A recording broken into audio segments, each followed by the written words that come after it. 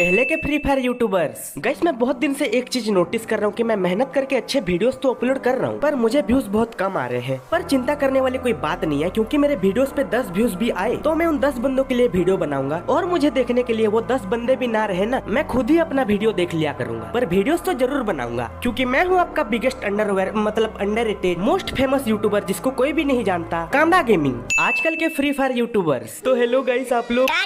अरे सर थोड़ा इमोशनल होके बोलो, इतने में नहीं चलेगा। तो हेलो गाइस आप लोग। और तो हेलो गाइस आप लोग।